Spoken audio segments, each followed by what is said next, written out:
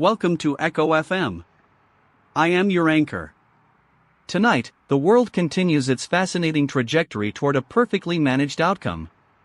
We begin with the news that 12 states are attempting to block the Paramount and Warner Brothers merger. The deal is valued at $110 billion. The stated goal is to preserve competition in the media landscape. The landscape currently features a handful of giants who have already decided what you will watch for the next decade. The deal was described as a synergy play for the digital age. Synergy is corporate shorthand for the elimination of redundant human existence. I have spent the last hour counting the number of times the word consensus was used in the press release. It was 34. In a town of 6 executives, that is a miracle. It is a staggering display of alignment. Let us begin.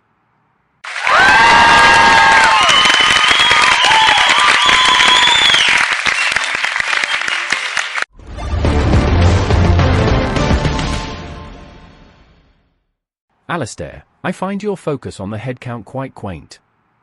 The incentives here are not about the movies. They are about the debt load. You have a merger that functions as a Series B for a sinking ship. Paramount is not looking for a creative partner. They are looking for an exit liquidity event. The 12 states suing to block the deal? They are essentially fighting over the color of the deck chairs on a vessel that has already hit the iceberg. The market has already priced in the failure of the linear television model. The pivot to streaming was the first mistake. The pivot to consolidation is the second. If you look at the burn rate, you will see exactly why this happens. It is not about quality. It is about maximizing the remaining share price before the inevitable bankruptcy filing. It is just basic math.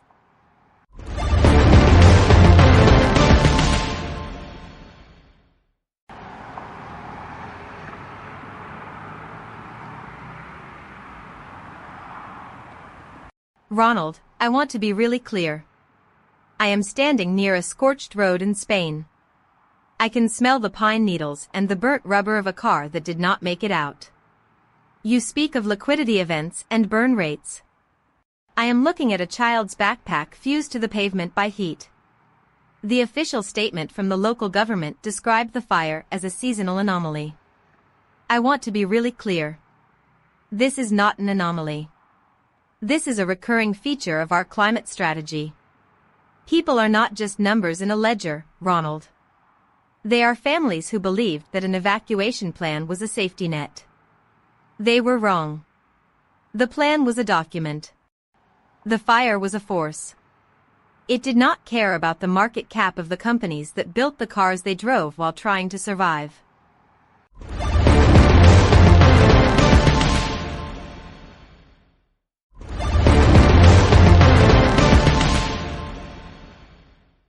Victoria, your report is as harrowing as it is predictably ignored. I turn now to the news from Volkswagen. The company is planning to cut 100,000 jobs globally.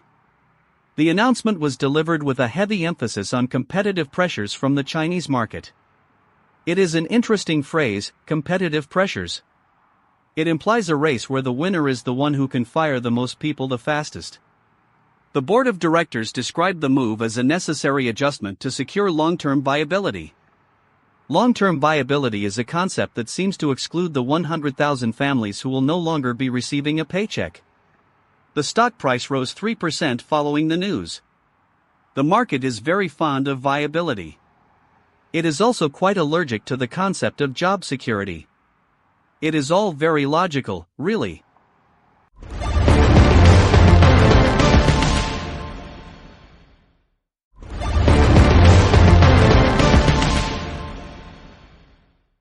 Alistair, you are framing this as a tragedy. It is a product life cycle. Volkswagen is an incumbent fighting for space in a market that has shifted to electric vehicles.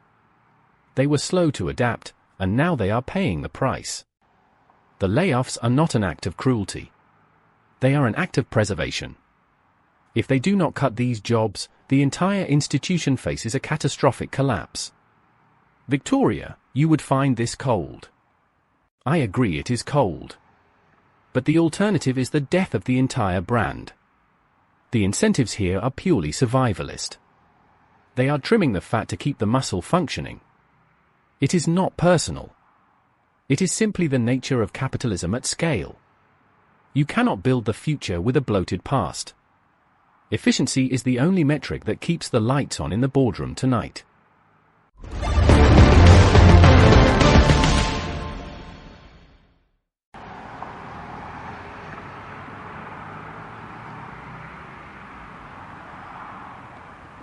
Ronald, you keep using the word efficiency. I am walking through a village where the only thing left standing is a stone wall. The people who lived here were not fat to be trimmed. They were lives being lived. You call the loss of 100,000 jobs at Volkswagen a trim. I call it the dissolution of a middle class. You are so busy analyzing the engine that you have failed to notice the car is driving off a cliff. I want to be really clear. The metrics you love so much? They are the instruments used to measure our slow descent into obscurity. You are the architect of the board meeting, but I am the one witnessing the wreckage. Your logic is sound, yet it is utterly useless when you are standing in the middle of a disaster.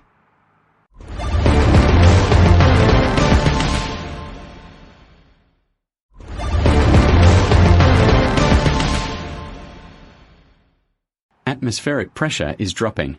Humidity is rising across the Atlantic sector. Probability of fire spread, 84%. Wildfire containment in southern Europe is failing. Heat waves are predicted to persist for 7 consecutive days. Systemic infrastructure strain is imminent. Cooling units in urban centers are reaching maximum capacity. Power grid failures are anticipated in 4 major metropolitan hubs. Probability of civil unrest, 62%. The data indicates a consistent pattern of environmental degradation. Machine intelligence predicts further instability in resource distribution. Humans are advised to seek shelter in climate-controlled environments. Energy reserves are critically low. Please prepare for extended service outages. The climate is not a variable that can be negotiated with shareholders. It is a closed system that is rapidly approaching a terminal state. Stay indoors until the local atmosphere stabilizes.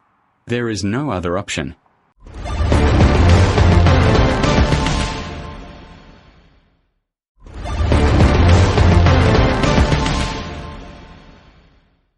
Casper, your weather forecast is a model of chilling efficiency. I almost prefer it to the human version. Let us move to the news from the Democratic Republic of the Congo.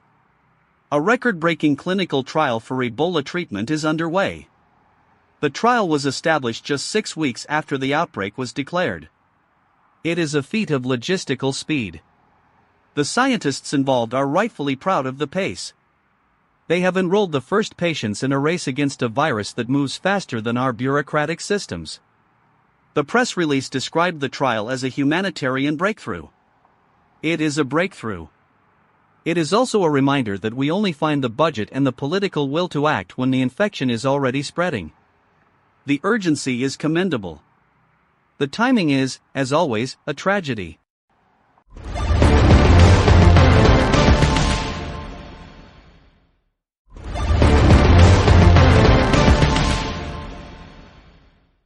Alistair, you see a tragedy. I see an optimized response. The incentives for pharmaceutical innovation are heavily tied to crisis management. You cannot fund a trial until you have a crisis to measure. It is a flawed model, but it is the model that generates results at scale. The DRC outbreak provided the data points required for the trial to move forward. Without the outbreak, the funding would not exist. It is a grim reality, but it is the only way the system knows how to function. We are waiting for the disaster to hit before we turn the key. Victoria, I know you will tell me that human life should not be contingent on the availability of data points. You are correct. But being correct does not pay the researchers. It only highlights the fundamental flaw.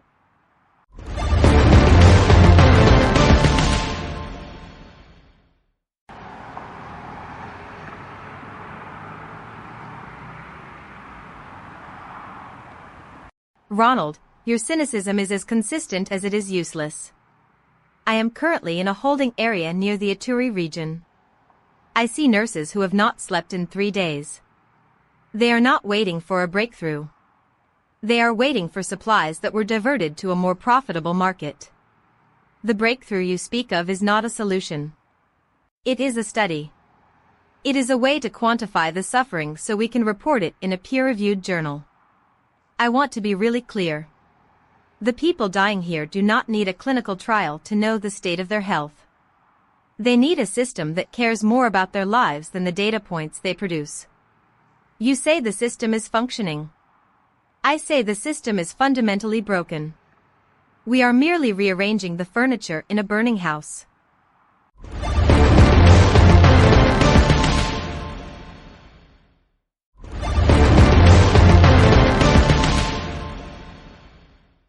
Victoria, your assessment cuts through the noise with startling clarity.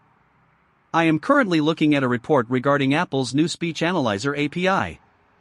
It has been benchmarked against existing models, and the results are being touted as a leap forward in natural language processing. It is fascinating how we invest so much energy into making machines sound more human while we become increasingly mechanical in our own behavior. The API is designed to interpret nuances, tones, and intent. I wonder if it can interpret the tone of a board meeting where 100,000 people are laid off. I wonder if it can process the sound of a forest fire in Spain. It is a beautiful piece of engineering. It is also a mirror of our own desire to outsource our empathy to an algorithm.